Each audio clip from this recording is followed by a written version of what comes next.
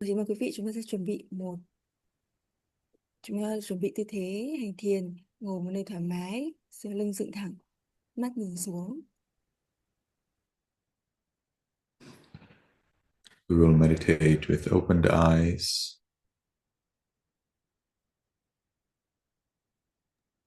Chúng ta sẽ thực hành thiền với mắt hơi nhắm hờ.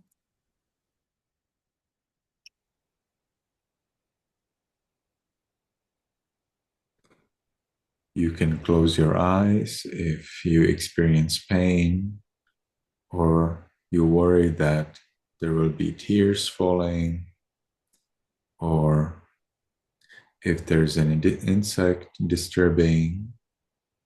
But as soon as the problem is gone, we will open them again.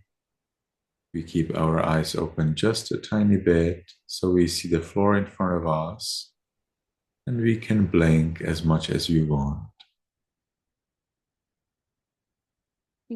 Nếu mà quý vị chúng ta cảm thấy là có mà chúng ta bị đau mắt, hoặc là chúng ta cảm thấy rằng là nước mắt của chúng ta sẽ hoàn toàn có thể chảy ra, thì chúng ta có thể nhắm mắt lại. Nhưng mà ngay sau khi mà tình trạng đó được ổn định hơn thì chúng ta hãy thiền và mở hờ mắt. Mắt sẽ hơi hướng xuống trước để làm sao nhìn thấy phần xà nhà ở phía trước một chút, và sau đó chúng ta sẽ bắt đầu thực hành thiền. And in the beginning, we will make the first determination in our minds voicelessly. Và ban đầu chúng ta sẽ quyết định trong tâm của mình. From now on, for 30 minutes, I will meditate on muscles and radiate loving kindness without any movement. Rằng trong 30 phút tới, tôi sẽ thực hành thiền quán bó cơ và giải tâm từ đến tất cả chúng sanh mà không di chuyển. Or more accurately, from now on, for 30 minutes, I will meditate on the four elements and radiate loving kindness without any movement. Và thiết lập một cách mạnh mẽ hơn và chi tiết hơn rằng trong vòng 30 phút tới, tôi sẽ thực hành thiền tứ đại và giải tâm từ mà không dịch chuyển. From now on, for 30 minutes, I will meditate on four elements and radiate loving kindness without any movement.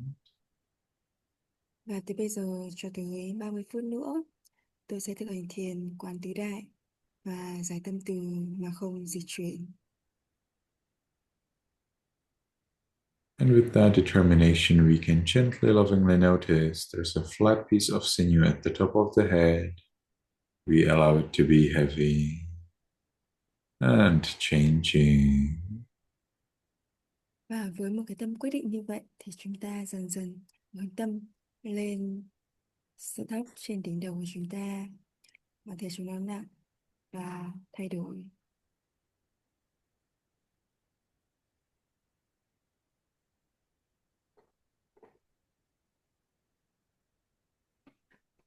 We continue to the forehead, Và chúng ta tiếp tục đến phần trán, eyes, mắt, nose, mũi, lips, môi, chin, cằm, cheeks, má, ears, tai, back of the head. đằng sau đầu.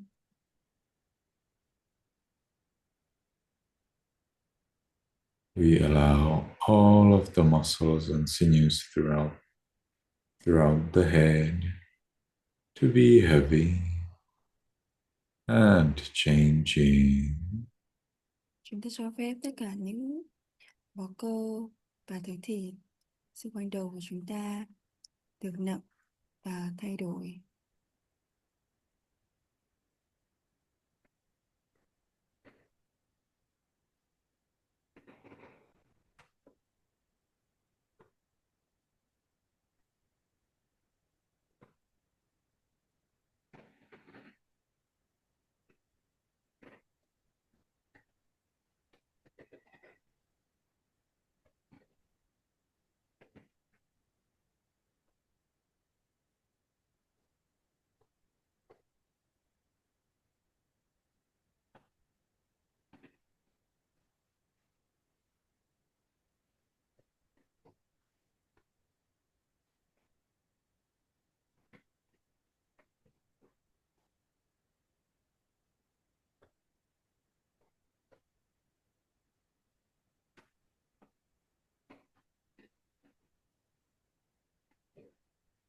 We continue to the neck, Chúng ta tiếp tục với phần cổ, shoulders, vai, arms, cánh tay, elbows, khuỷu tay, forearms, cẳng tay, wrists, cổ tay, palms, lòng bàn tay, fingers, các ngón tay, tips of fingers, đầu các ngón tay, chest, ngực, abdomen, bụng, back, lưng. we allow all of the muscles and sinews throughout the upper part of the body to be heavy and changing. Chúng ta cho phép tất cả những bó cơ và tế thịt ở phần thân trên của chúng ta được nặng và thay đổi.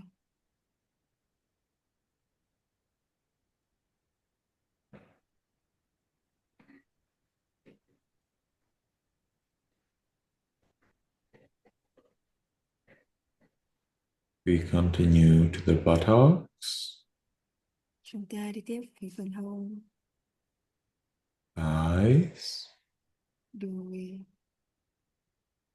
knees, đầu gối, calves, hai bắp chân, heels, gót chân, soles, lòng bàn chân, toes, các ngón chân, tips of toes.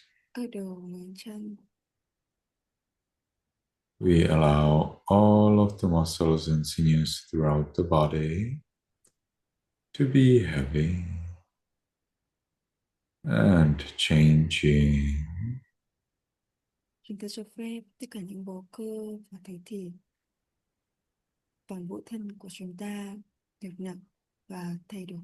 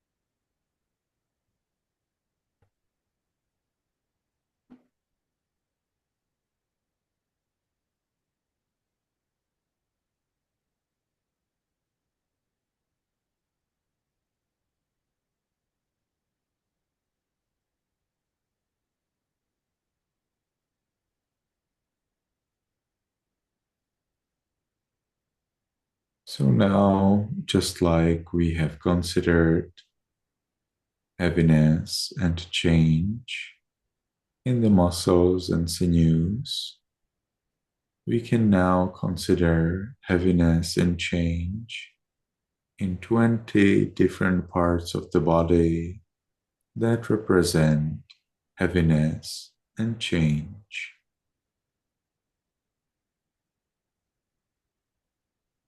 Và cũng như chúng ta đã vừa quan sát thấy nặng và thay đổi trên tất cả những bầu cơ, những thấy thịt trên cơ thể của chúng ta. Và chúng ta cũng bằng cách tương tự như vậy, chúng ta quán chiết trên tất cả 20 thành phần về sự nặng và thay đổi. So as I am listing those parts, you just consider the name of the part and the fact that it has some kind of heaviness or hardness, and that it is changing as the time goes. Và trong lúc mà chúng ta liệt kê tên các thành phần, chúng ta sẽ cảm nhận thấy chúng có đặc tính nặng hoặc cứng, mềm và luôn luôn thay đổi. Hair, Nó, body hair, lông, nails, móng, skin, da, teeth, răng, muscles, cơ, sinews, gân, bones, xương, bone marrow, tủy, kidney,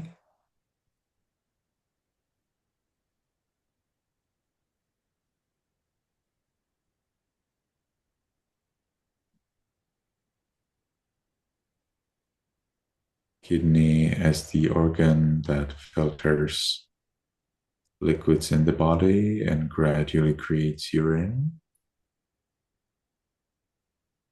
ừ. Thận,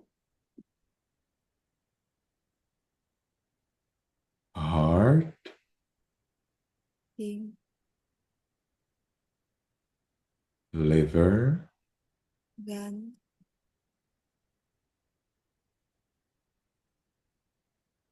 then covering of our organs, bao bọc các cơ quan,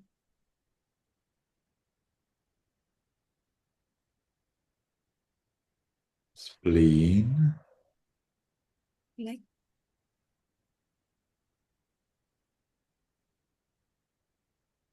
lungs, phổi,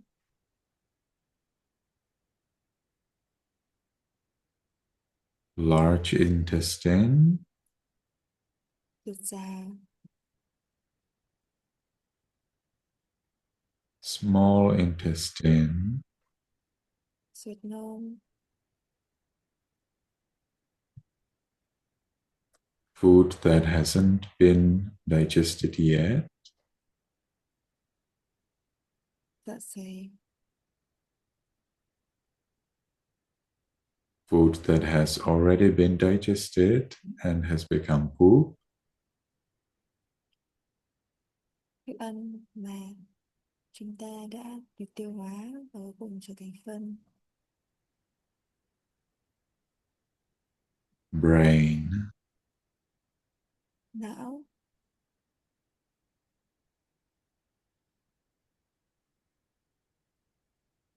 Now let's consider 12 different kinds of liquid in the body in terms of their impermanence and liquidity.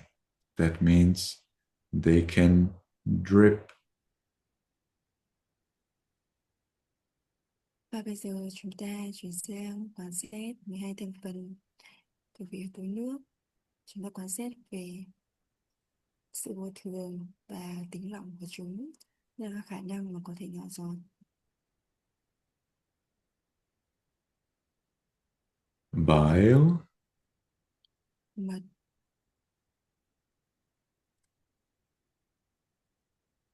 Saliva.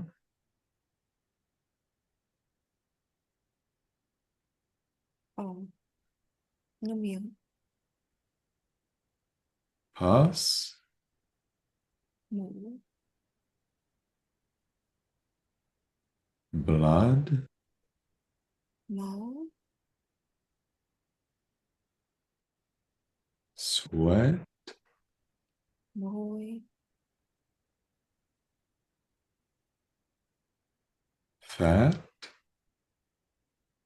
Mỡ.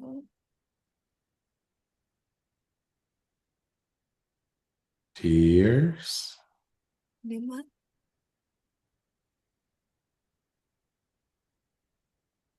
Grease, which is a kind of sweat on the forehead.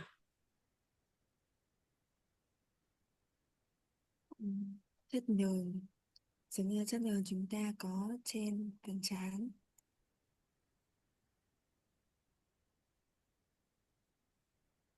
Phlegm. Nước miếng. Snot. Nước mũi. Oil of joints. Dịch khớp xương. Urine. Và nước tiểu.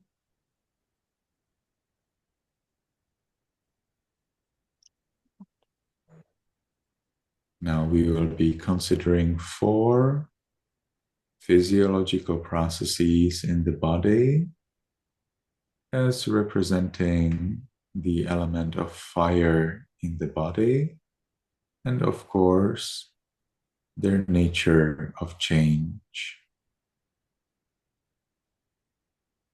Và bây giờ chúng ta tiếp tục quan chiếu về bốn quá trình diễn ra trong cơ thể chúng ta, giống như là yếu tố lửa.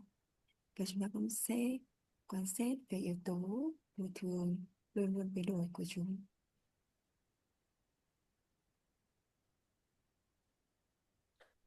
The first one is the heat of fever.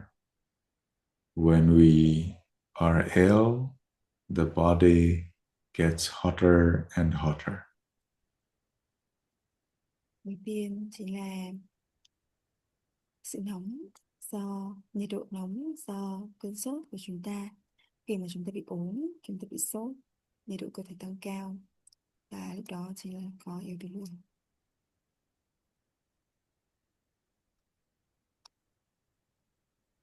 Then the heat of aging, the structure of our cells, the structure of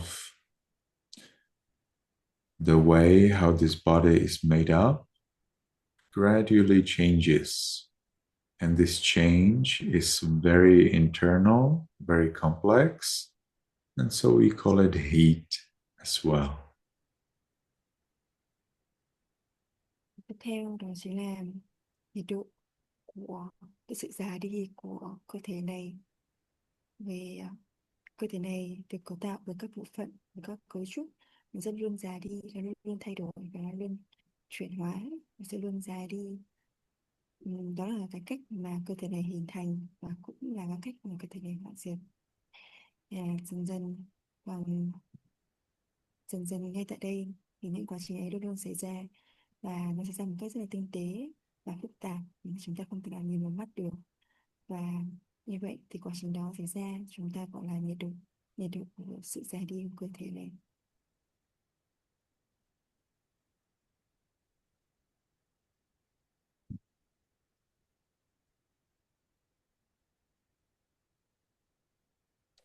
Then the heat of the body in general that allows us to experience heat or cold.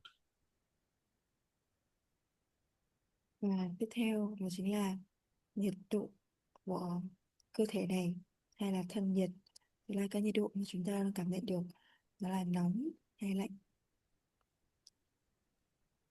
Không nghe gì hết Thủ ơi.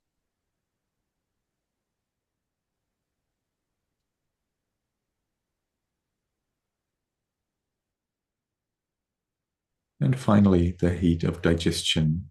Digestion is again a very complex process, and therefore we call it heat. Và cuối cùng đó chính là yếu tố nhiệt do tiêu hóa. Khi mà chúng ta tiêu hóa thì có những quá trình diễn ra một cách rất là phức tạp và nó sẽ cần yếu tố nhiệt, và đó là yếu tố nhiệt cuối cùng, các yếu tố liên quan đến yếu tố lửa.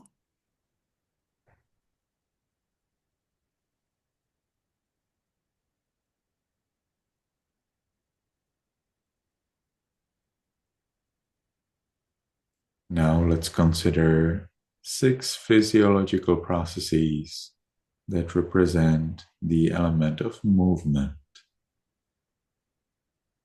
Và tiếp theo chúng ta đến yếu tố gió. Chúng ta cùng quan sát 6 quá trình sinh lý trên cơ thể này, sự vận động, sự vận chuyển cơ thể này để hình thành nên yếu tố gió. With each process, we consider not only movement but also change. Với mỗi quá trình chúng ta không chỉ quan sát cái sự vận động, cái sự di chuyển của chúng, mà đồng thời chúng ta quan sát cái sự thay đổi, luôn thay đổi của chúng.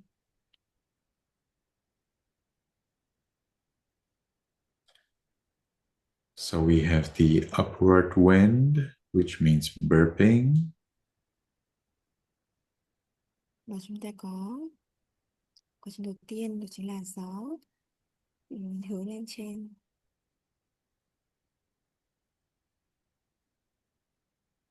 Then we have the downward wind, which is the time when gas leaves from our bum. Và chúng ta có gió hướng xuống dưới, giống là khi mà chúng ta thấy hơi ở trong ổ bụng của chúng ta đi ra ngoài.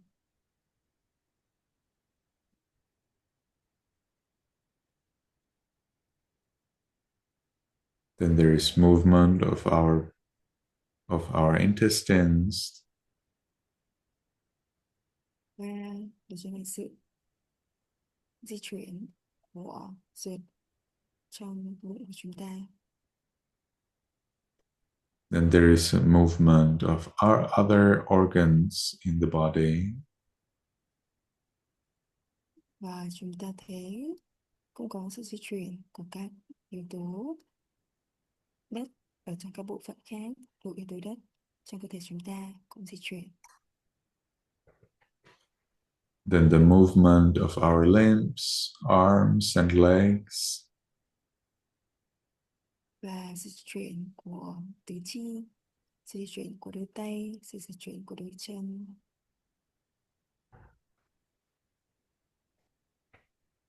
And finally, breath. Và cuối cùng đó chính là hơi thở của chúng ta.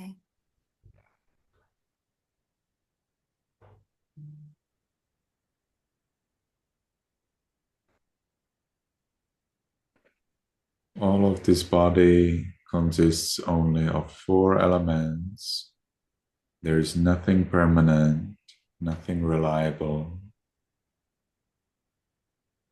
Tất cả cơ thể này của chúng ta được cấu tạo bởi tứ đại. Không có gì là thường hằng, không có gì là bất biến, không có gì là vững chắc.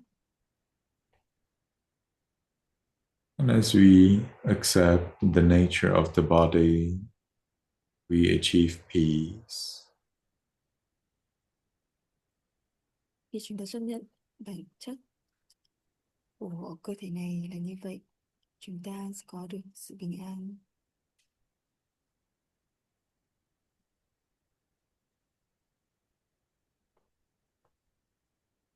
Let's watch this peace. We will explore this peace to find out whether there is any change. Where does this peace come from? And if there's anything that comes and interrupts the experience.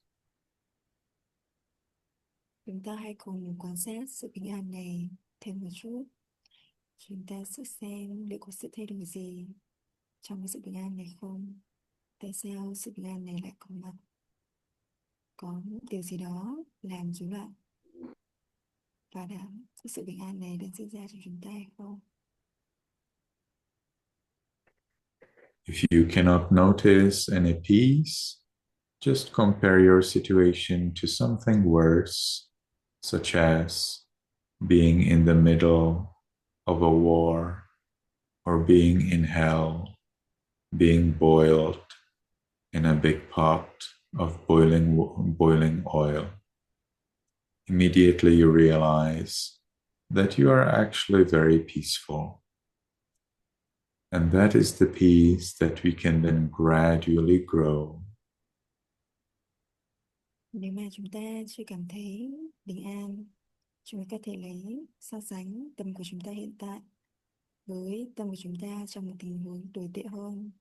Ví dụ như khi mà chúng ta đang ở giữa thời chiến, hay là khi mà chúng ta đang ở giữa một cái bình bạc đầm sôi đầy nước nóng như hồng, thì chúng ta sẽ dàng thấy tâm của chúng ta hiện tại bình an hơn, nhẹ nhàng hơn rất nhiều. Và chúng ta lấy sự bình an đó, quan sát sự bình an đó và phát triển sự bình an đó.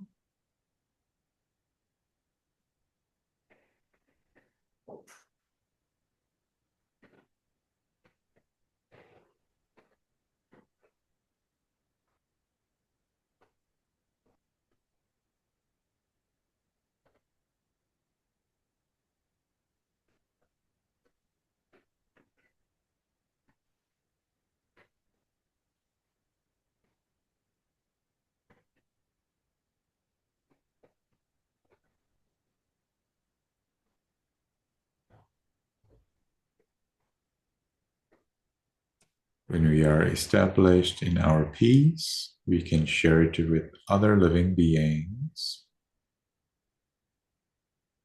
Khi chúng ta đã thiết lập được sự bình an, chúng ta bắt đầu chia sẻ sự bình an đó với tất cả chúng sanh.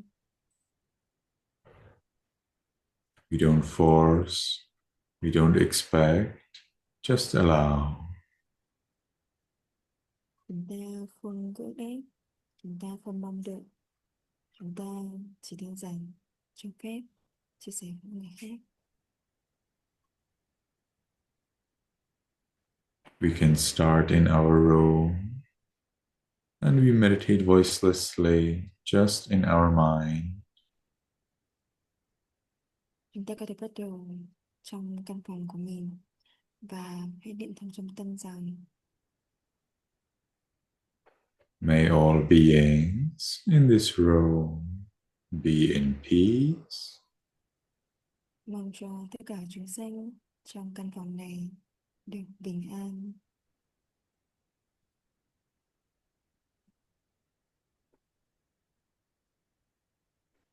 May all beings in this building be in peace. Mong cho tất cả chúng sanh trong tòa nhà này được bình an.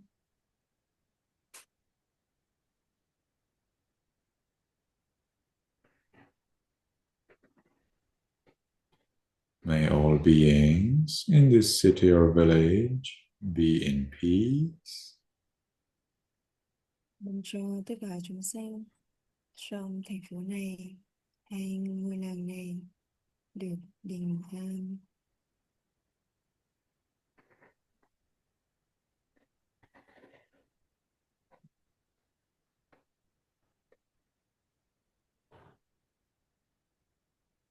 May all beings in this country be in peace.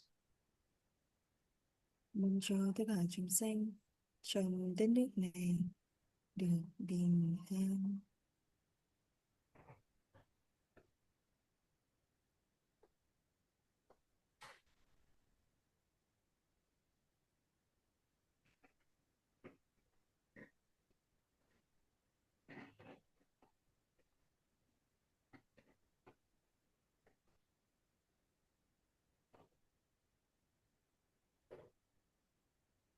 May all beings on this continent be in peace. Mong cho tất cả chúng sanh trong hành tinh này được bình an.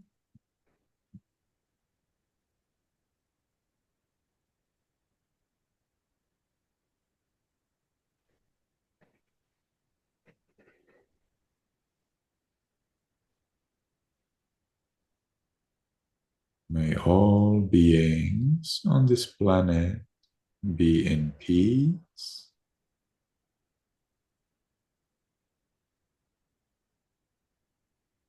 Mong cho tất cả chúng sanh trong hành tinh này được bình an.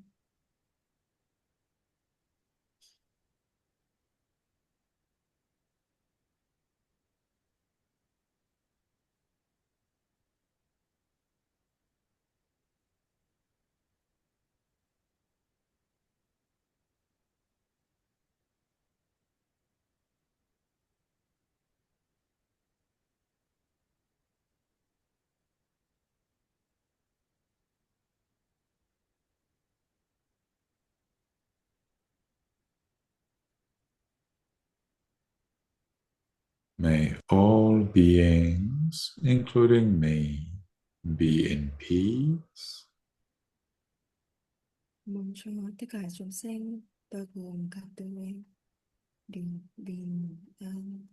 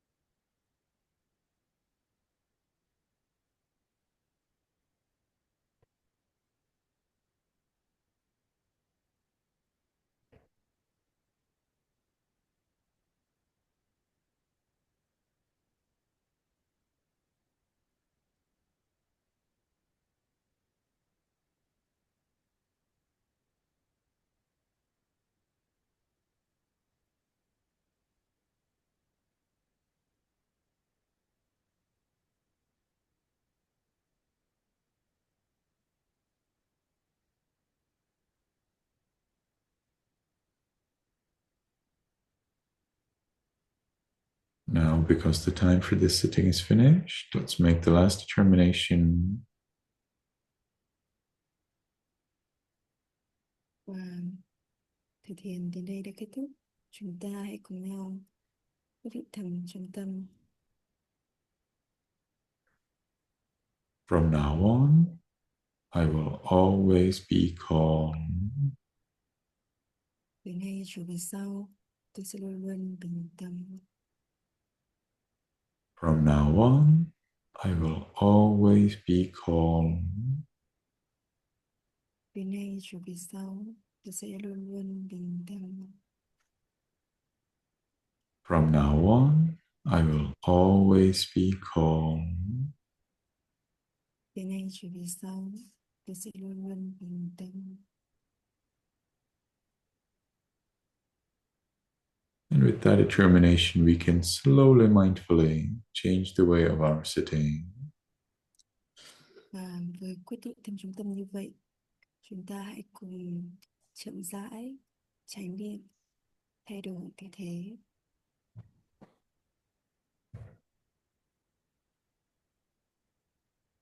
And we can take 1 or 2 more minutes to enjoy the peace we gained in meditation and watch curiously what is going on in the mind. Và chúng ta hãy dành ra thêm 1 phút hoặc 2 phút để tiếp tục quán chiếu sự bình an chúng ta có được sau thời thiền. Chúng ta hãy tò mò điều gì đang diễn ra trong tâm của chúng ta.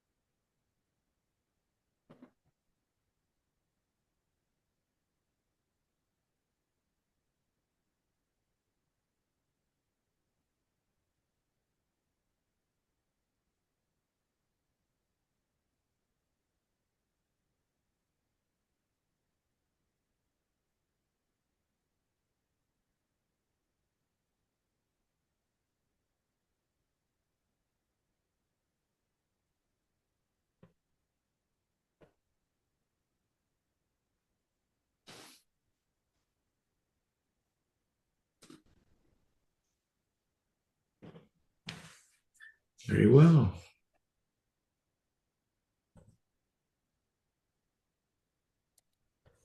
So I'm curious to find out, how was this meditation practice for you, everyone? And see what is your feeling about observing the 42 different parts of the body.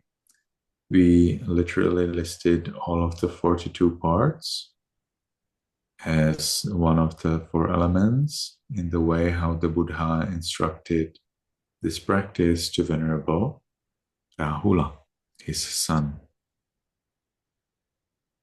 Và giờ đây khi chúng ta kết thúc thời thiền thì thầy cũng rất mong mỏi chúng ta hãy cùng nhau chia sẻ về tâm trạng của chúng ta sau thời thiền, sau khi chúng ta đã thực hành thiền quán đủ 42 thành phần theo 4 nguyên tố đất, nước, lửa, gió, đúng theo những gì mà Đức Phật đã dạy cho ngài Rahula là con của Đức Phật.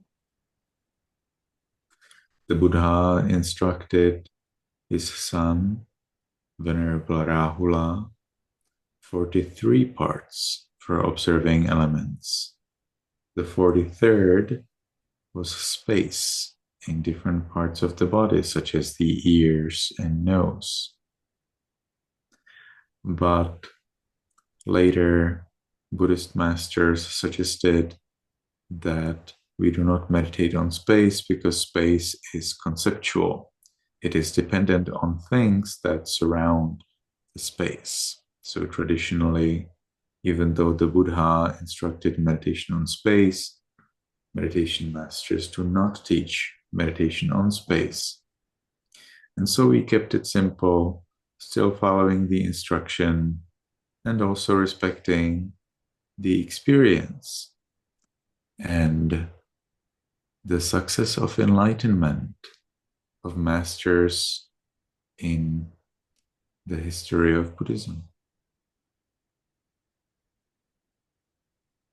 Thực tế thì Đức Phật có dạy ngài Rahula về thân phần thứ 43, đó chính là các khoảng không giới hạn. Ví dụ là chúng ta có những khoảng không ở hốc mắt hoặc là lỗ mũi. Tuy nhiên thì sau này thì các đại trưởng lão sau này thì các ngài quyết định rằng là chúng ta sẽ không thực hành thiền trên đối tượng số 43 về khoảng không nữa, vì nó là một khái niệm rất là trừu tượng và nó là một khái niệm thực tế. Nó sẽ không gian nó sẽ bị giới hạn bởi những vật xung quanh không gian đó, nên là nó sẽ không không có một hình dẫn nhất định, rất là khó để thực hành. Nên là chúng ta, mặc dù Đức Phật có hướng dẫn về thành phần thứ 43, tuy nhiên chúng ta có thể thực hành một cách đơn giản hơn. Chúng ta giữ giống như những gì mà chúng ta được học từ các đại trưởng lão từ trước đến nay, đó chính là chúng ta thực hành quán trên 42 thân phần và và dựa trên kinh nghiệm các đại bậc trưởng lão và thành công các bậc kinh nghiệm cũng như là sự thành công thành đạt các bậc đó và trên con đường tiến đến đạo quả niết bàn. So I'm wondering whether Thuy meditated with us, and how do you feel about considering the 42 parts of the body? Were you able to consider the element for each of them? And do you think this was helpful, or did you feel rather stressed because there are so many and it's harder to know them all? Chị Thúy, chị là Thúy đúng không ạ? Chị có thể chia sẻ cùng với mọi người xem là tâm trạng của chị hiện tại sau sau sau khi chúng ta quán 42 thân phần như thế nào. Liệu rằng cái việc mà mình nhận ra trong 42 thân phần đấy, nhận diện 42 thân phần đấy có khó khăn quá không ạ? Dạ thưa thầy, rất là lâu rồi thì hôm nay con mới được thực hành lại cái phương pháp thiền này cũng cả. Ờ, lúc lúc đầu thì đúng là cũng là lần đầu tiên được được thầy dẫn từ đầu đến cuối như thế này ạ. Con chỉ hơi tiếc là hôm nay thì cũng có một số chuyện nó xảy đến ở trong cuộc sống, cho nên là đến cái lúc thực hành thì con không được mặc dù là cũng rất cố gắng để theo những cái hướng dẫn của thầy, nhưng mà ờ, trong cái lúc thực hành thì nó cũng vẫn bị những cái sự sao lãng nhất định, cho nên là con quan sát được cái ờ, tức là ghi nhận được cái sức nặng ấy, và sự ờ, chấp nhận được cái sự thay đổi ấy, đối với lại 20 cái thân phần đầu tiên, là yếu tố đất, với cả là à, ừ, yếu tố đất là rõ nhất. Thế sau đó thì là nó cứ bị giảm dần ở các cái ba cái phần còn lại. Thì đấy là cái phần thực hành hôm nay, nhưng mà à, cũng vì là những cái lời hướng dẫn của thầy nó đến, nó cứ liên tục, cho nên là tâm con nhiều lúc nó phóng dật đi, xong rồi nó có những cái trạng thái tâm sân và trọng cử các thứ nữa. Nhưng mà khi mà có lời của thầy hướng dẫn ấy, thì là nó lại có được cái sự quay trở lại để nó theo theo vào đề mục. Nên là đến cuối thời thiền thì con cũng thấy được một chút cái sự bình an thôi ạ. Thì đấy là cái phần thực hành vừa rồi ạ. Xin cảm ơn thầy ạ. Dạ, cảm ơn chị.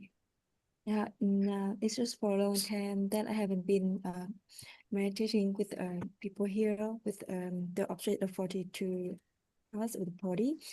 And unfortunately, I got some issues in my life, my day. So maybe it will interrupt my experience in meditations. Mm, so it's quite it's not very difficult for me to recognize the heaviness and the changings of the first 12 parts relate to the earth element. But then continue to other elements is reduced because my mind wandering around, think many things around in my day. So, but now, as soon as I listen to your instruction, I hear your instruction and my mind come back to the meditation object. And gradually, in the end of the meditation sessions, I still get some peaceful for the sessions. So that's my experience today. I think you actually didn't answer my question. Do you remember what was my question? You can repeat your question. So the question was whether, when you were considering the 42 parts of the body, whether you were able to consider their nature as an element, or whether you rather experienced stress and worry that you cannot find out or understand what they are.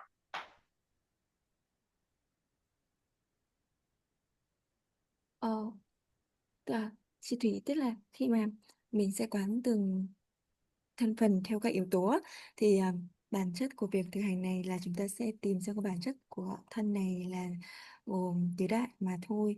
Nên là khi mà chúng ta quán các tứ đại, quán các yếu tố, thì chị có cảm thấy là mình có thể dễ dàng nhận ra là các bộ phận đó là thuộc là bản chất là thuộc về yếu tố nào hay không, hay là tại vì lúc đó là tâm của chúng ta bị quấy nhiễu quá nhiều bởi những tham sân si mà chúng ta gặp phải trong cuộc sống hàng ngày, khiến cho cái việc mà nhận diện nó trở nên lu mờ hơn và sẽ khó nhận diện hơn.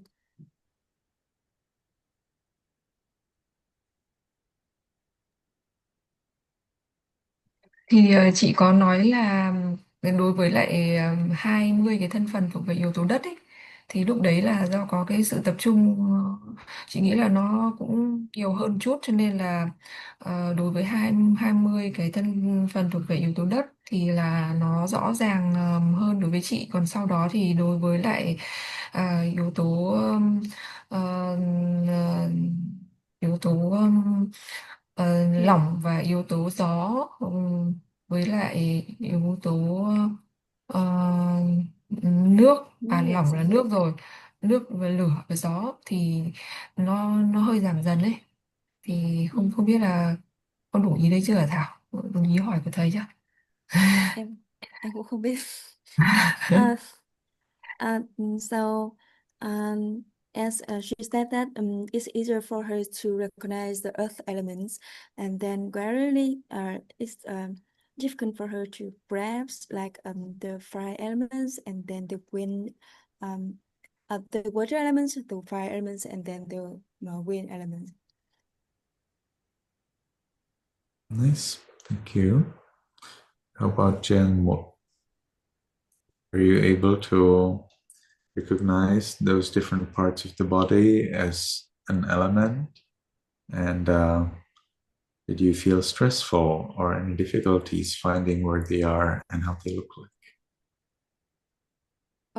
Cô chương một ơi, cô thấy dễ dàng nhận diện ra các yếu tố không ạ?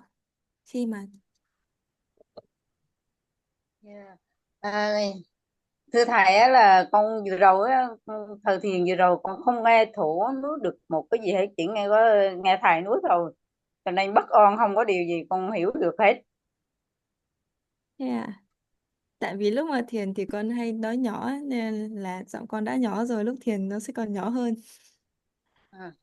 Cô không nghe được một xíu gì hết. Mà mắm thầy cũng quan hỷ cho thời thiền vừa rồi con bất an, con không có bình an được cái tí nào hết. Dạ vâng ạ. Con sẽ cố gắng để xem hôm sau con sẽ có thể làm gì hơn không.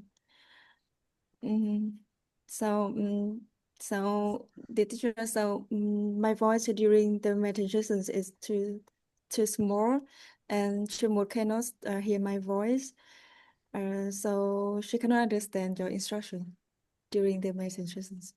So she cannot get any peace in the meditations. Okay, so we'll see next time. What we can do is that when we start the meeting, then Tao can check with others whether they can hear her well. And then if you cannot hear her, we can try to troubleshoot the situation. Yes. Dạ vâng. Hôm sau là con sẽ chuẩn bị kỹ càng hơn một chút để test mic đầy đủ hơn một chút.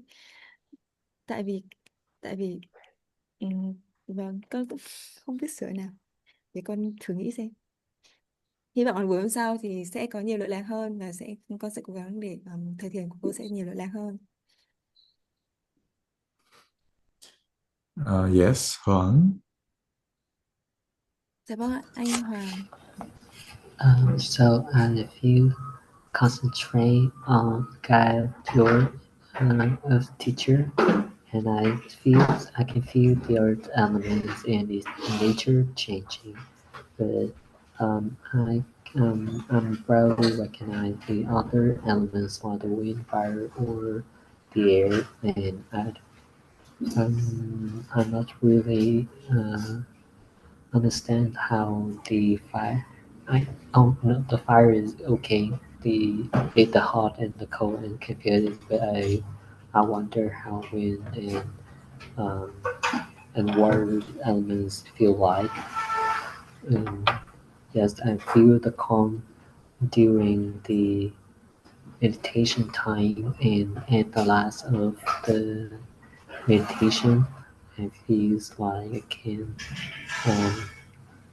the metta rising inside me. Yeah. So did I understand correctly that you're wondering how to experience the water element? And the air. And the air element? I see. Yes. So, in fact, in this practice, we are not trying to experience them. We are not trying to know them. We are not trying to actually understand them. The only aim of this practice is to accept them. So, accept means to not reject. So, as soon as you see, I'm not rejecting that blood is dripping, as the dripping is we could say, the characteristic of dripping, that means the liquidity. I am not rejecting the fact that sweat is dripping. I'm not rejecting the fact that bile, the liquid portion, is dripping. but that is actually more than enough. As you gradually accept the nature of the element of these parts, you will gradually find out that there is this emptiness in terms of their substance. They do not have any permanent, any independent substance. They only have characteristics. So through understanding and accepting that all of these body parts have a characteristic and that they are characteristics, we gradually find out that there is nothing reliable, nothing permanent in this body, and that may lead us to detachment from this body, to better, let's say, peace, because we are not so much worried about how this body looks like or what this body is. And through gradual detachment from the body, we may then be better able to observe the mind. We then understand, indeed, mind has none of these characteristics. It has neither dripping characteristic, nor hardness, heaviness, nor movement, nor temperature, heat. Nothing of that is in the mind. And so we are then able to distinguish the mind from the body. And when we observe the mind as it is, so no more as heat or hardness, well then we are able to understand its nature, again, impermanent, unsatisfactory, not self, and detach ourselves from the mind as well. And with the complete detachment from all materiality and mentality arises enlightenment.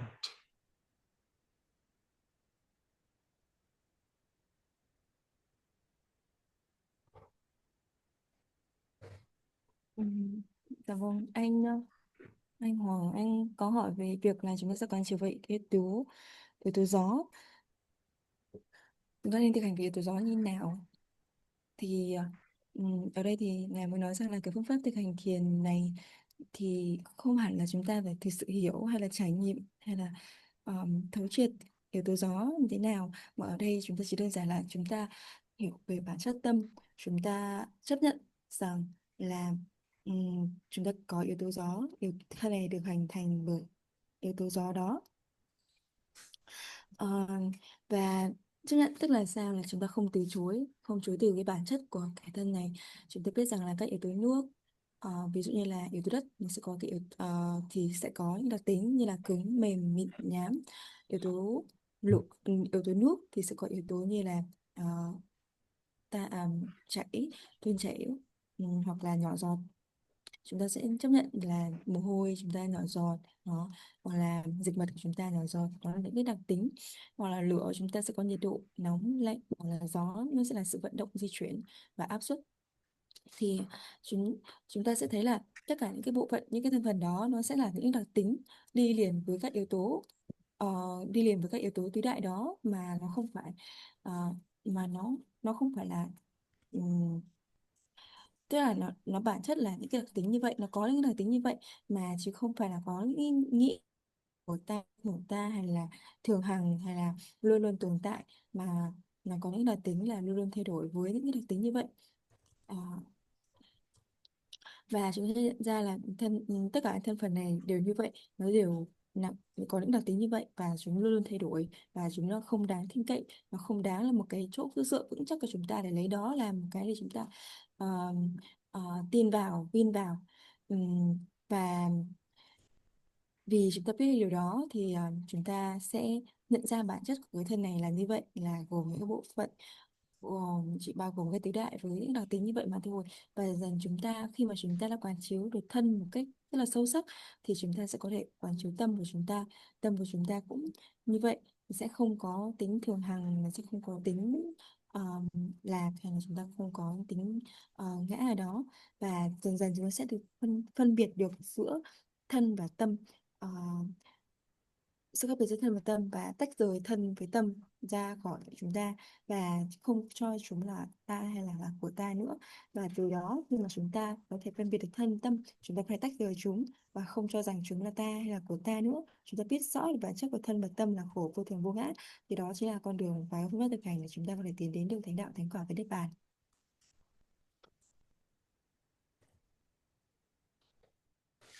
Is it clear? Is that the answer to your question? Anh Hoàng thấy còn thắc mắc gì thêm không ạ? Yes, I feel clear about that, and I see, I understand that I don't need to worry much about how the wind or air elements feel like. I just need to concentrate on the nature changing and how it is, and that's really to understand of help me to detach from this body, from this mind. Is that correct? Yeah, the main point is not really to become a chemist or or atomic physicist, or to become a scientist, or to go to laboratory and examine the different cells and DNA of the body. The aim is also not to read thousands of books on how the body works and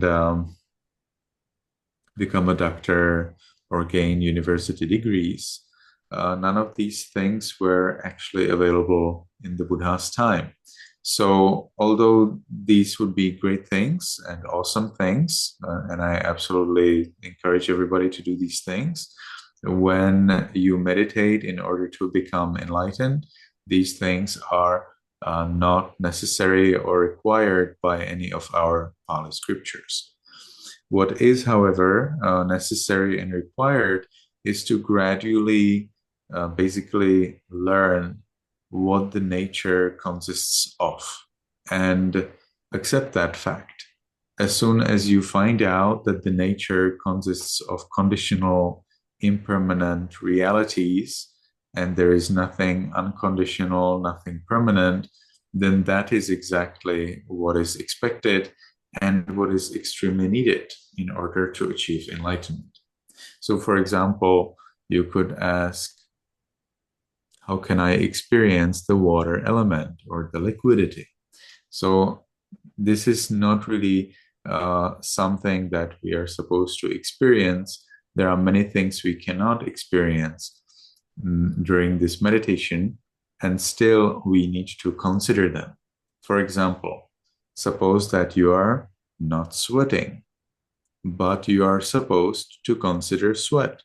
How do you want to experience sweat that is not in the body? But you could say, well, we all sweat in a certain way. Okay, so if not sweat, what about pus? There indeed are cases when there is no pus in our body. In that case, how will you consider pus if there is no pus in your body? Even then, the Buddha suggests that we consider pus. As you see, we are not really supposed to experience those body parts. In fact, we are supposed to accept the nature of this body. That means the nature that this body can create, or that the nature can create these body parts in the body. So it's the nature that creates these parts in the body, not necessarily the body actually. And as we gradually accept that nature, we gradually accept that there is nothing beautiful, nothing attractive, nothing permanent, nothing satisfactory, nothing reliable in this body, and that's when we can achieve detachment.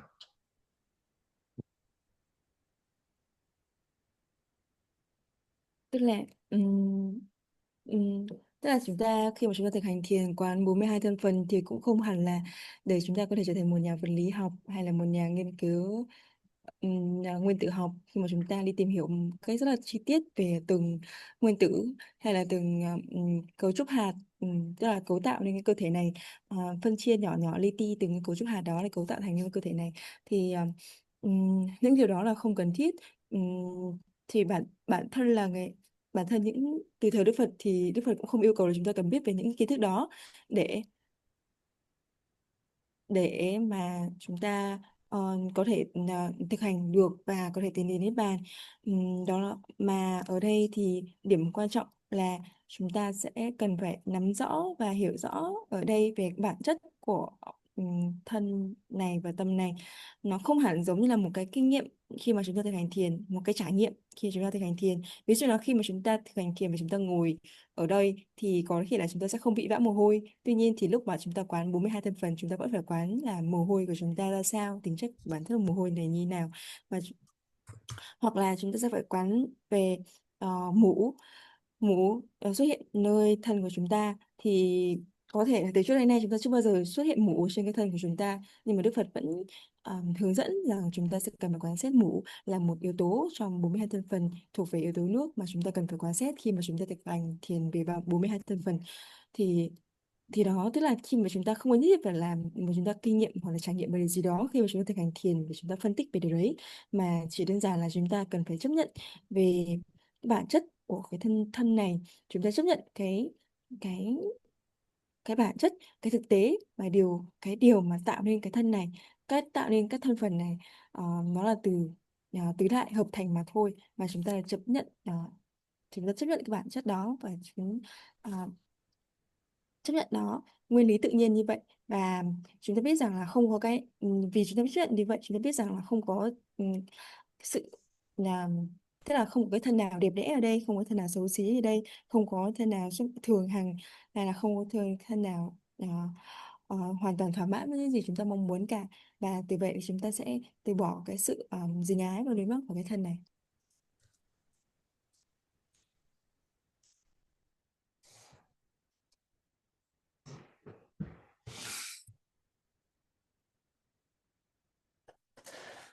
So how about Tori? Were you able to consider the element of each of the 42 parts of the body? And did you feel comfortable considering that? Or did you instead experience stress and worry that you don't know what they are, where they are? I did not have stress or worries. My mind was just wandering. It was still peaceful. I think it was easier for me to focus on the muscles, like because I practice on the muscles usually, and like the heat and the wind, like it's more abstract. So I guess I also just woke up, so I did not concentrate well. I see. As we went through those parts, did you try to find where each of them is and whether it's true that they represent the element, or did you just peacefully accept the way it was said? I only tried to find where they are. I did not go into analyzing them. Okay. Well done. Yeah.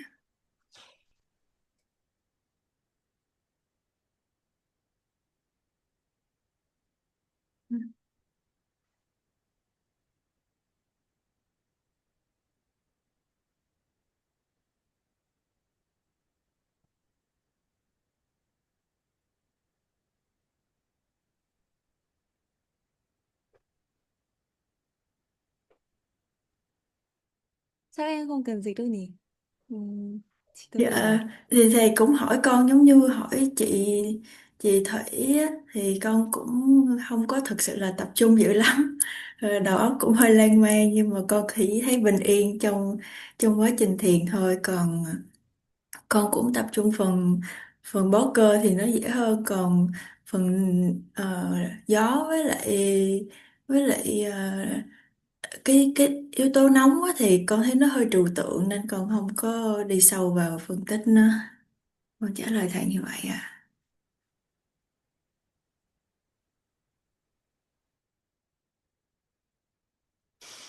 So how about Leti Chat? How was your meditation practice? Um, were you able to consider the nature, the element nature of each of the body parts? Or did you rather feel stressful as you can't find them, or if you are not sure how they look like and where they are?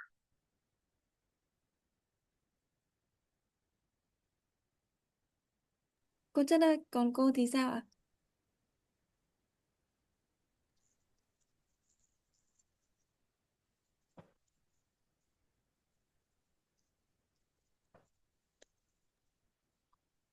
Ủa cô ơi, con lại không nghe thấy tiếng của cô.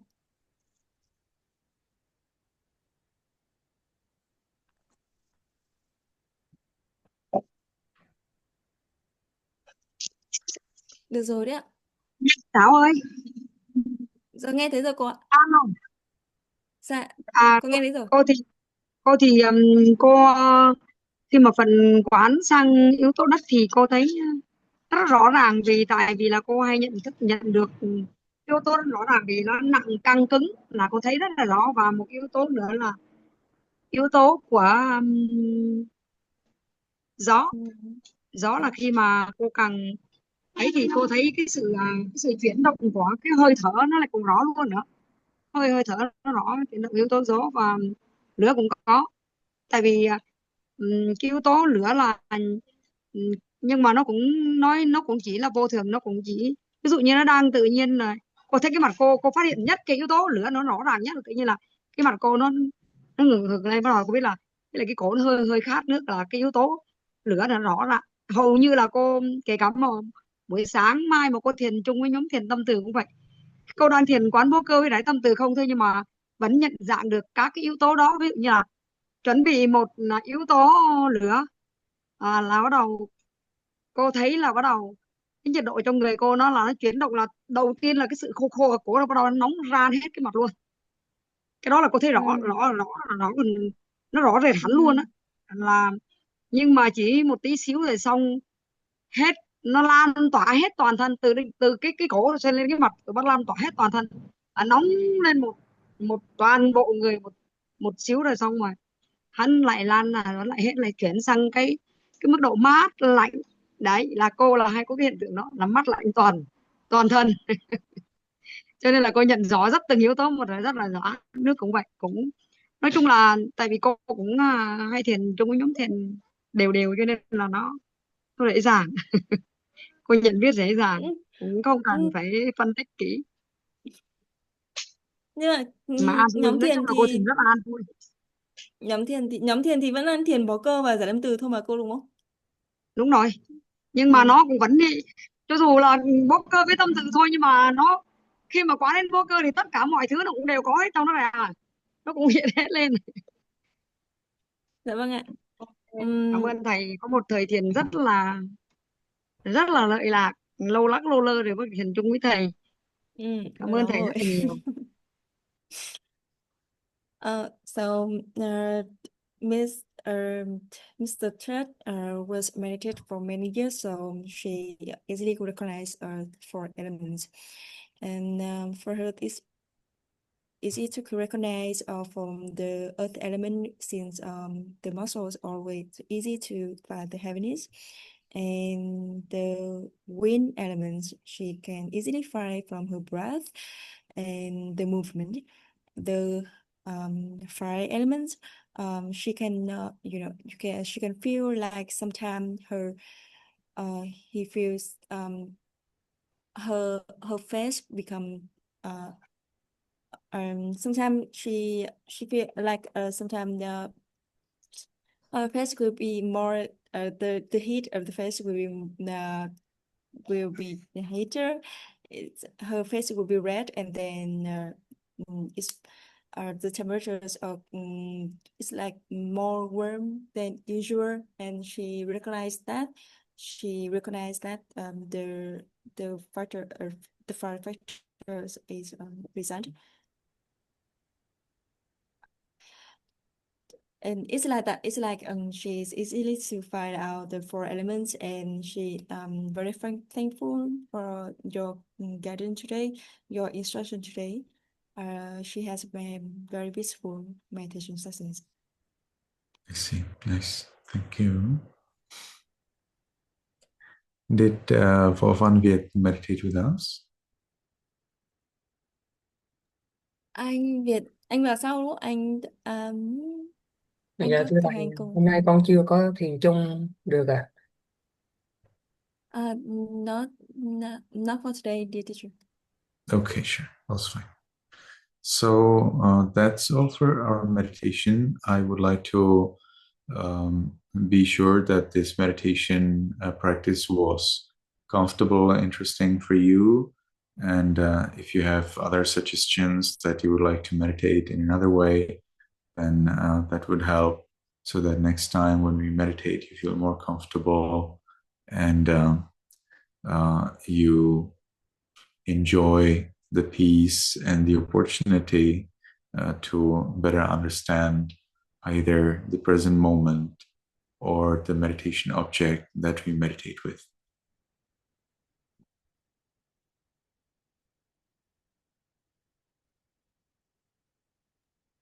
Dạ vâng, và thầy cũng buổi hôm nay cũng là buổi đầu tiên, và chúng ta cũng cùng nhau thực hành thiền chung 42 thân phần. Thầy cũng rất mong là chúng ta có xem chúng ta thực hành thiền như nào, và có thể tiếp tục duy trì những thực thiền như này không.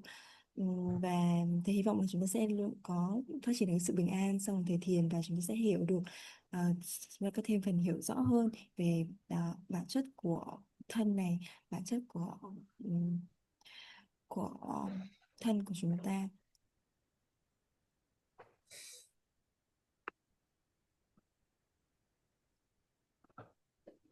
Yes, teacher.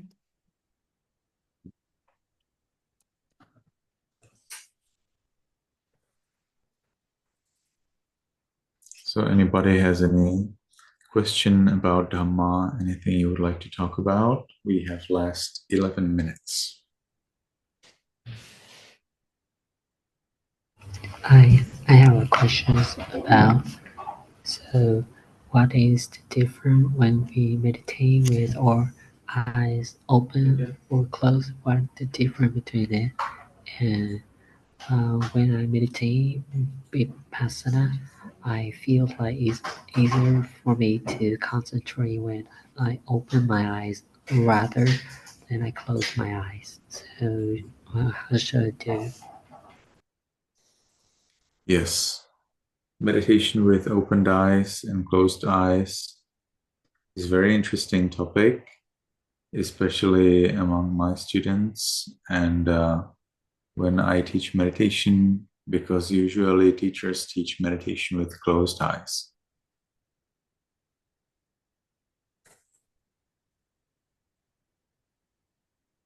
Dạ vâng, anh Hoàng có đặt một câu hỏi về việc là chúng ta nên thực hành thiền nhắm mắt hay mở mắt. Thì anh cảm thấy rằng là khi mà anh nhắm mắt thì mình sẽ dễ tập trung hơn. Và thầy cũng chia sẻ rằng là thực sự cái việc mà trao đổi chúng ta khi mà thiền, chúng ta nên thiền mở mắt hay thiền nhắm mắt cũng là một chủ đề tranh luận rất là thú vị, đặc biệt với những học trò của thầy, khi mà hầu hết các thiền sư khác để hướng dẫn là chúng ta thực hành thiền nhắm mắt. Usually what I hear from people is that they actually can concentrate better when their eyes are closed. But in my experience, when I started meditation intensively for a longer time, I saw that meditating with opened eyes makes more sense. First, because the Buddha statues seem to have eyes opened. Why do Buddha statues always have opened eyes, even though they are in meditation posture? It's clear that if a Buddha statue is like standing or maybe teaching Dhamma, that they have opened eyes. That we can understand, right? But what if Buddha statue is meditating? Then why does the Buddha has opened eyes when the Buddha is meditating? And then we will do exactly the opposite. So the Buddha meditates with opened eyes, and I will do what? Close them. Isn't that ridiculous? So the Buddha is our example, right? So we are following the Buddha's example.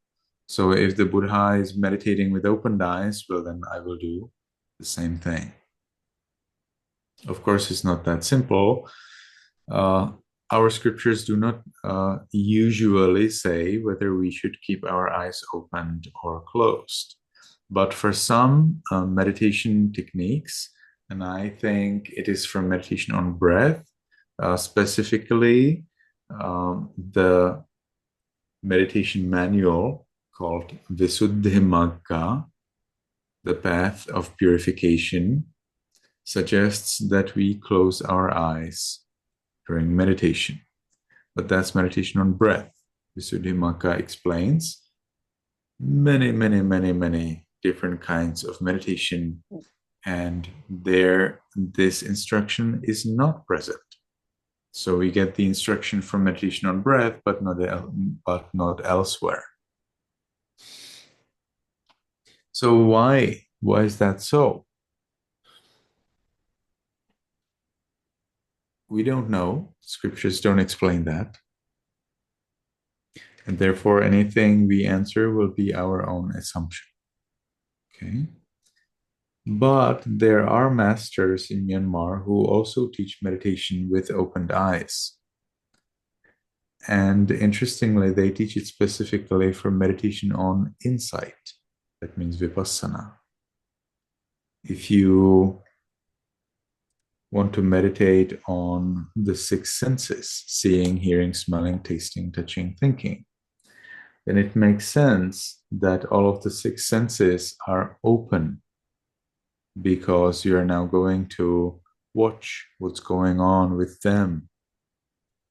If you close your eyes, then that's not fair towards the ears, right? Like the ears are open.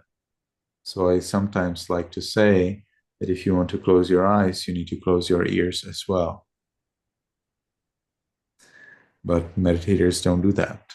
Meditators, usually, there are exceptions, usually do not take earplugs during meditation.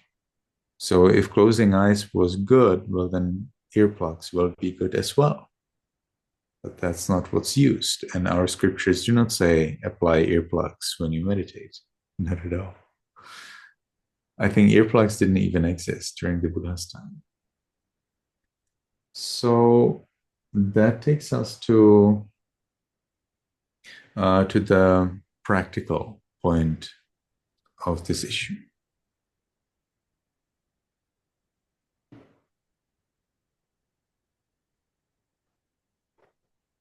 Dạ vâng. Và tức là hầu hết thì mọi người đều nghĩ rằng là khi mà chúng ta nhắm mắt lại thì chúng sẽ có một sự tập trung cao hơn. Tuy nhiên thì theo kinh nghiệm của thầy, người đã thực hành thiền rất là miên mật trong suốt 5 năm, như là rất là nhiều năm để hướng dẫn thiền, và có rất là nhiều thiền sinh, thì theo kinh nghiệm của thầy thì khi mà chúng ta để mắt hờ thì sẽ khiến cho tâm của chúng ta sẽ tập trung hơn. Thì có một ví dụ như là khi mà chúng ta nhìn thấy các tượng của Đức Phật, thì rõ ràng các tượng Phật thì đều là tượng mà Đức Phật mở mắt. Nếu mà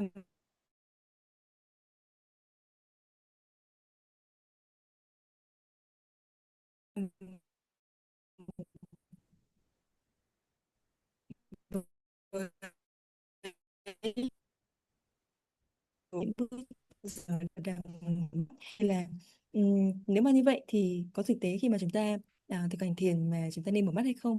Ờ, có thể là Đức Phật đã từng Đức Phật cũng đã từng làm vậy mà chúng ta nếu mà Đức Phật đã làm vậy mà chúng ta đang đi theo Đức Phật thì có thể chúng ta sẽ cân nhắc đến việc là chúng ta có thể mở mắt trong lúc thực hành thiền. Hoặc là chúng ta có thể tìm thấy theo chúng ta có thể tìm thấy hướng dẫn thực hành thiền hơi thở trong những cuốn sách liên quan đến thanh tịnh đạo. Bản thân trong thanh tịnh đạo thì đã hướng dẫn việc chúng ta thực hành thiền hơi thở và chúng ta cần phải nhắm mắt trong lúc chúng ta thực hành thiền hơi thở, và điều đó là đúng. Nhưng mà chúng ta có rất là nhiều đối tượng thực hành thiền khác, đối tượng thiền định khác bên cạnh thiền hơi thở, và với những đối tượng thực hành thiền khác, với những đối tượng khác ngoài thiền hơi thở thì không có một hướng dẫn rõ ràng rằng chúng ta nên mở mắt hay là chúng ta nên nhắm mắt trong lúc mà chúng ta thực hành thiền. Nên là điều đó mới gây ra sự tranh cãi là chúng ta nên mở mắt hay chúng ta nên nhắm mắt. Và vì vậy mà chúng ta sẽ phụ thuộc vào nó dường như là phụ thuộc vào từng thiền sư, cái quan điểm của từng người. Nhưng mà bản thân là đã có các bậc trưởng lão bên Myanmar đã hướng dẫn thực hành thiền vipassana mà mở mắt, vì đặc biệt là khi thực hành thiền trên 6 căn. Khi mà chúng ta thực hành quan sát 6 căn, sự tiếp xúc giữa 6 căn và 6 trần, mắt tai mũi lưỡi thân ý, thì nó sẽ có ý nghĩa hơn khi mà chúng ta mở hết tất cả các căn và đón nhận và quán xét cái sự xúc chạm giữa các căn và các cảnh và các trần như vậy. Nếu mà ví dụ như chúng ta nhìn thấy là mắt và tai chúng ta, khi mà chúng ta nhắm mắt thì chúng ta cũng phải hy vọng là chúng ta sẽ đóng lại nhĩ căn của chúng ta, tức là đóng lại các tai bằng việc là chúng ta sẽ dùng các nút chẹn tai. Tuy nhiên thì chúng ta thấy là hầu hết trong các trường thiền của chúng ta thì chúng ta không đều dùng các nút chẹn tai đó. Thì như vậy thì nếu mà như vậy thì nó sẽ không công bằng khi mà chúng ta nói ra là chúng ta sẽ nhắm mắt mà trong khi đó chúng ta vẫn để cho tai của chúng ta mở, tức là nhĩ căn của chúng ta mở, trong khi đó thì nhãn căn của chúng ta đóng. Thì điều đó cũng nghe chừng cũng không hợp lý lắm. Nên là chúng ta đã có những bậc thiền sư, có những bậc trưởng lão đã hướng dẫn thực hành thiền vipassana mà chúng ta mở mắt. Nên là đó là cái quan điểm của thầy. Thực ra là vẫn là một cái sự tranh luận về vấn đề mở mắt hay nhắm mắt. Và thầy thì theo kinh nghiệm của thầy thì mở mắt nó sẽ có nhiều hiệu quả hơn là khi mà chúng ta nhắm mắt. Dạ, như xin góp ý một tí vì cái chữ cuối của thầy đó là mở mắt hờ chứ không phải là mở mắt thường. Vâng, thì tất cả I hướng dẫn của actually thầy đều didn't là mở finish mắt my hờ. answer. Yes. I actually didn't finish my answer. So now from the practical side, it is necessary to close the eyes at certain points for certain practices, such as when you need to check whether you remember what you have learned. So we have several meditation practices where you're memorizing the meditation object. For example, flame of a candle, or the disk of the moon, or other objects that you make by yourself to represent certain colors or certain elements. You're supposed to look at those objects more and more and more, and then you close your eyes to find out whether you have remembered them well and whether you can see them through your mind eye perfectly exactly as you see them outside. That means when you have your eyes open. So you're learning these objects. So then closing eyes is extremely important. I like to instruct meditation with opened eyes, because when you have your eyes open, you can prevent certain problems. Namely, you do not imagine as much. Many people who meditate with closed eyes, they see all kinds of nonsense. They see the Buddha or dragons or something else, and that disturbs their meditation. When they keep their eyes open, they see these visualizations much less. And then with opened eyes, if you are drowsy and you want to sleep, then falling asleep during meditation involves that you need to close your eyes so that you can sleep. And during this closing of eyes, you can realize, I'm going to sleep. If your eyes are already closed, this step of closing eyes is not there, and you just fall asleep right away. So you do not have the chance to be aware of the process of falling asleep. And this process of awareness of falling asleep can be a very powerful source of insight for a meditator. So keeping eyes open can help you be more mindful about what's going on in your practice, even when you're drowsy. Additionally, keeping eyes open have some special benefits, such as that when you do not meditate in sitting or walking, and you are just, let's say, sitting or waiting for somebody somewhere, or you're driving or going by a bus, or when you're talking with someone else, you are actually able to meditate without them noticing that you meditate. That way you avoid misunderstandings, and still you can gain the special benefits from your meditation practice during your daily activities. So meditation with opened eyes is helpful in several ways like this. Of course, if you meditate on your six senses and you have eyes open, it's much easier to consider the nature of seeing. And then logically to me, it makes sense that if you do not close your eyes during walking meditation, well, then why should you close them during your sitting meditation?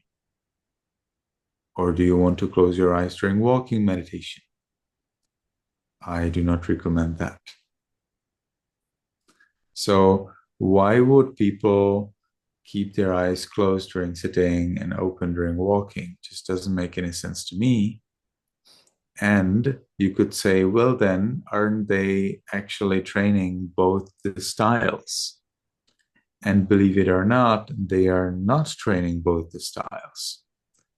Oftentimes when I instruct new students to keep their eyes open, they're like, but if I keep my eyes open, I cannot concentrate. And I'm like, so how do you concentrate during walking meditation practice?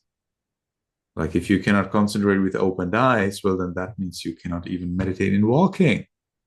And suddenly they're like, wow, they're so surprised. Oh, I didn't realize that. And suddenly there is no problem at all. Suddenly everything is okay. Huh? So sometimes it's a lot about just people not being open to learn more. But as soon as people are open to learn more, curious, exploring, suddenly things become easier. Challenges, difficulties become challenges and awesome opportunities to learn more. So maybe that's actually an advantage for them. So they learn to see difficulties not as difficulties, but more as opportunities to learn more.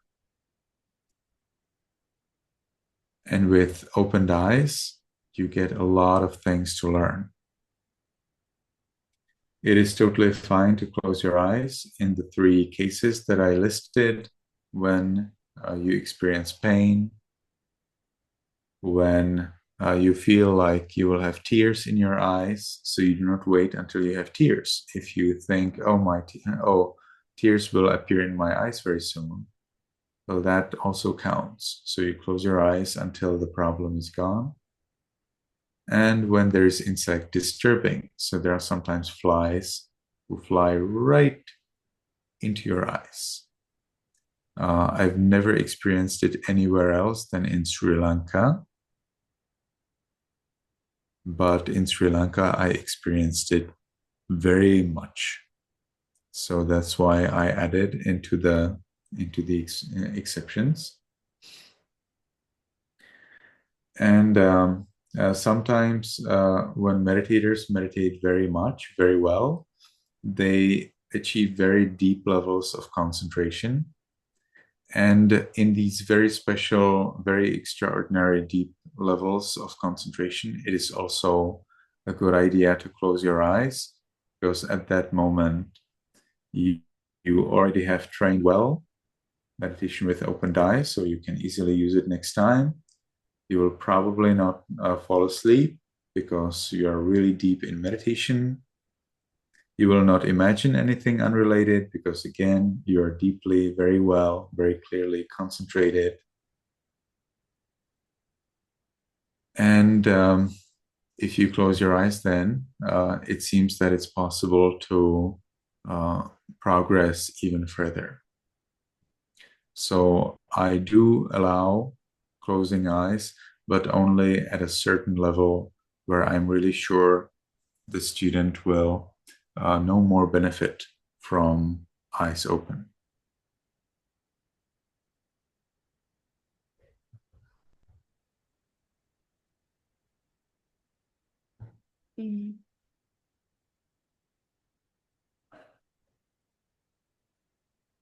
I'm sorry for the disruptor at first. So at first you said about we need to memorize something with some certain meditation object, and I forgot the meditation subject. Yeah, sure. We need to memorize, for example, the flame of a candle, or we need to memorize the disk of the moon, of the full moon. But we sometimes need to memorize objects that we created by ourselves, such as a disk of color or a disk of element that will represent that color or that element.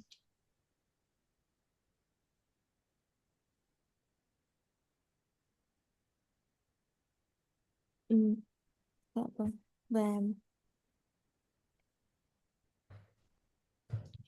Và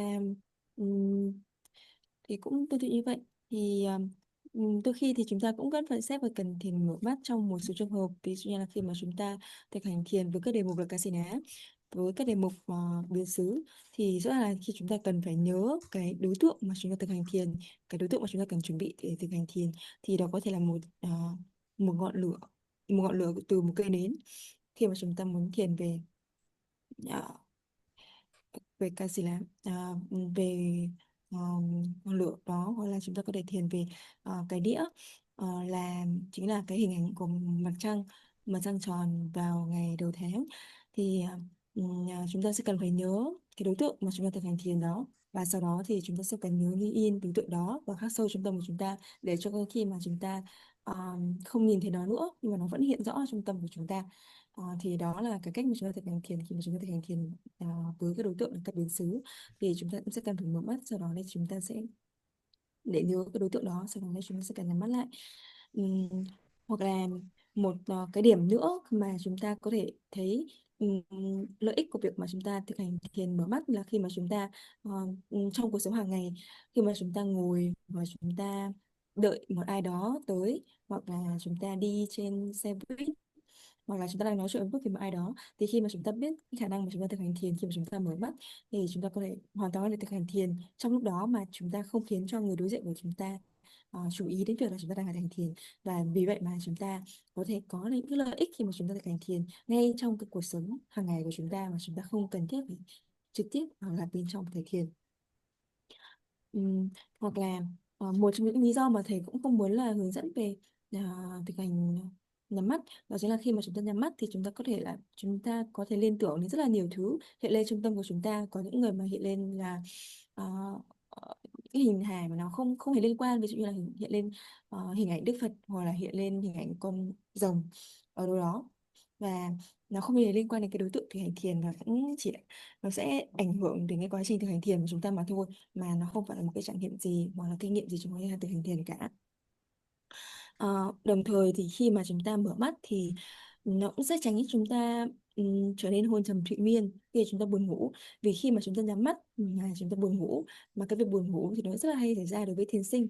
Thì khi mà chúng ta ngủ thì chúng ta bắt buộc phải nhắm mắt. Thì khi mà chúng ta nhắm mắt thì chúng ta sẽ dẫn tiến đến cái việc là chúng ta sẽ rơi vào buồn ngủ hơn. Khi mà chúng ta mở mắt thì khi mà chúng ta buồn ngủ thì chúng ta bắt buộc phải nhắm mắt lại.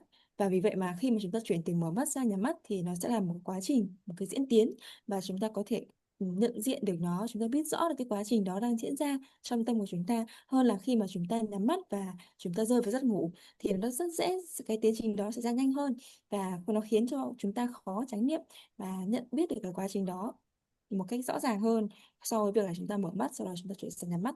Nên là vì vậy mà cái quá trình mà chúng ta rơi vào trong cái trạng thái buồn ngủ đó cũng là một quá trình mà chúng ta có thể quán chiếu, và chúng ta có thể xem xét trong thực hành thiền tuệ để chúng ta có một cái nhìn rõ hơn về các quá trình diễn tiến trong tâm của chúng ta. Thì đó cũng là một cái nút thắt rất là lớn, một cái hiệu quả rất là lớn khi mà chúng ta thực hành thiền mở mắt. Và cũng ờ, rất là lợi ích khi mà chúng ta thực hành thiền quán xét 6 căn tương quan, tiếp xúc với 6 trần, khi mà chúng ta mắt mở. Và khi mà chúng ta mở mắt và chúng ta nhìn các đối tượng thì chúng ta sẽ thấy rõ rằng là cái bản chất của cái sự nhìn của chúng ta nó không hề có một cái ta tôi gì ở đây, nó chỉ là bản chất cái sự nhìn của chúng ta do sự xúc chạm của các căn với các trần và với thức, nó sẽ sinh ra thức. Và một cách rất là logic, rằng là rõ ràng khi mà chúng ta thực hành thiền đi, khi mà chúng ta thực hành thiền hành, thì rõ ràng là khi mà chúng ta thực hành thiền hành thì chúng ta sẽ phải mở mắt, tại vì chúng ta không thể nào đi mà nhắm mắt được. Thì như vậy thì chúng ta sẽ đi loạn trọng, và chúng ta sẽ đi không tập trung vào trên con đường thực hành của mình nữa. Thì tại sao khi mà chúng ta thực hành thiền hành mà chúng ta mở mắt, mà chúng ta lại thực hành thiền ngồi chúng ta hoàn toàn phải nhắm mắt? Thì đó là nếu mà theo logic thì điều đó sẽ không hề hợp lý. Nên là hoàn toàn có hoàn toàn chúng ta có thể thực hành thiền ngồi mà chúng ta mở mắt được, và chúng ta hãy chấp nhận nó giống như việc là chúng ta có thể chúng ta đón nhận một cái ý tưởng mới là chúng ta thực hành thiền mở mắt thay vì thực hành thiền nhắm mắt hoàn toàn như trước. Nó như vậy chúng ta để cho cái tâm chúng ta là sẵn sàng đón nhận một cái mới. Đón nhận một cái mới là gì? Là chúng ta thực hành thiền nhắm hờ mắt. Khi mà chúng ta đón nhận một cái mới thì đôi khi những cái thử thách mà chúng ta đang gặp lại trở thành một một cái cơ hội để có thể đón nhận một điều gì đấy mới hơn. Thực ra thì thầy cũng không có những trường hợp mà thầy cũng khuyến khích là chúng ta nên nhắm mắt. Ví dụ là trong một trong 3 trường hợp: thứ nhất là chúng ta cảm thấy đau ở mắt và chúng ta không thể nào mở mắt hờ được, hoặc là chúng ta cảm thấy rằng là mắt của chúng ta đang trực trào ra, nước mắt đang trực tuôn ra, hoặc là chúng ta cảm thấy là có rất là nhiều cái côn trùng, hay là các con côn trùng đang đậu, hoặc là khiến cho mắt của chúng ta đang rất là đau và rất là nhức. Thì lúc đó chúng ta có thể nhắm mắt để cho cái tình trạng đấy bớt đi. Thì thực ra thì ngài cũng đã trải nghiệm, và ở Sri Lanka có vẻ có rất là nhiều cái côn trùng này, cũng có những cái trường hợp như vậy và thầy sẽ cần phải nhắm mắt. Thì đó là những trường hợp mà chúng ta có thể nhắm mắt trong cái thực hành thiền.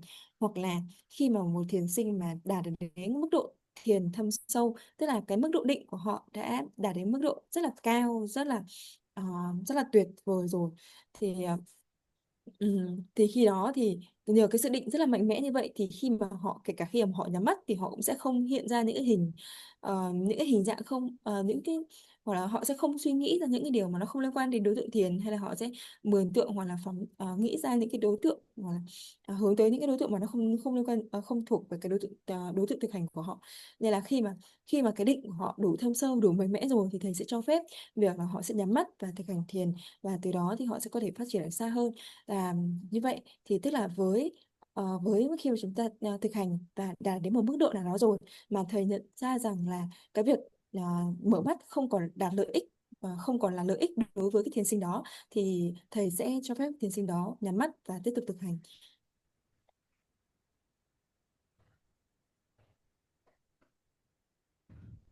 Okay, so I think this was more than enough for today. Thank you everybody for coming here, and I hope to see you again after 2 weeks. May you be happy, may you be healthy, and may you be successful in everything you do. Dạ vâng, là buổi đàm luận pháp hôm nay chúng ta sẽ kết thúc tại đây. Chúng ta sẽ gặp nhau sau 2 tuần nữa. Chúc mọi người luôn luôn an vui, mạnh khỏe và tấn hóa Giáo Pháp. Bye-bye. Sādhu, sādhu. Sādhu, sādhu, sādhu. Sa thú. Biết ơn thầy. Biết ơn ban tổ chức, nhất là Thảo. Thảo dịch ok. Xin chúc cả nhà buổi tối bình an. Sa thú, sa thú, sa thú. Bye bye mọi người ạ. Cảm ơn cô ạ.